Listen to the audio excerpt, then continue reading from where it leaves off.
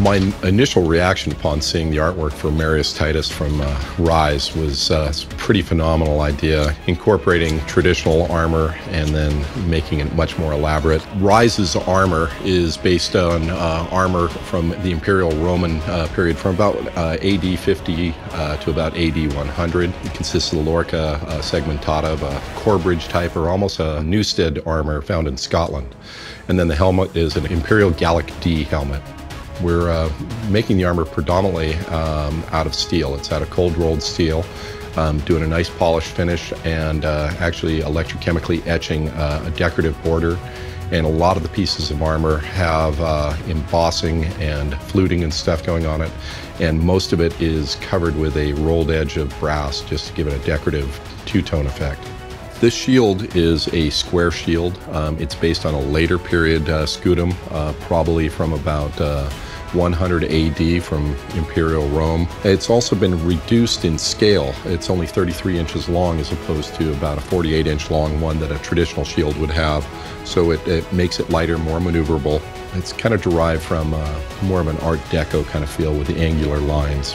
Here's a rough view of the eagle that's going on the inside that overlays the aluminum shield that has textured leather over the top of it. All of these little grooves on here get polished out and then in turn plated with 24 karat gold. This is an Imperial Gallic type helmet made out of 16 gauge mild steel. It's all formed up, TIG welded together, heliarc welded. Here's the cheek pieces that have been polished up. This actually has a three-toned coloration. It's bands of black, bands of polished steel, and the brass. And then there's a crest, a bronze crest with all kinds of detail. It's kind of a Gothic arch motif, almost a Greek meander style. This is the lorca segmentata or lorca laminata, the articulated chest plate and shoulders. It's multiple plates. There's actually 12 plates that cover the torso and numerous plates that overlap over the shoulders. This allows a lot of flexibility and movement. This is one of the shoulder plates with the brass trim that's been polished. That'll sit up in here on the shoulder. The styling, which is these repeated arches coming through here, which is, you know, kind of a Gothic arch. This is a vambrace, which covers the forearm. There's also leather comes off of the front here. This is part of the Roman military belt, the Cingulum Militaris. So this all has all kinds of studding coming around it. This is gold leather. There's 5 panels on the front and 5 panels on the back with all kinds of decorative metalwork. I'm making a gladius, a fairly long gladius. It's almost a spatha length. The spatha is a cavalry sword, so from horseback they could take the longer weapon and hit with it.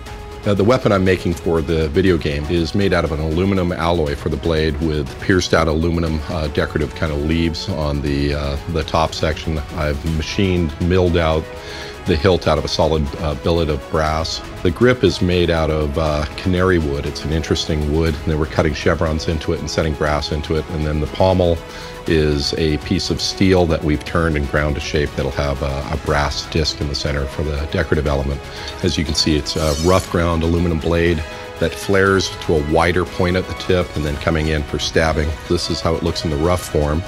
And this is actually used in the Legio 14 Gemini Legion. So this will be electrochemically etched down the blade right through here on both sides with those markings. The gladius sword is based on a Manser Fulham type sword, which is an earlier period sword with a wider kind of flaring tip.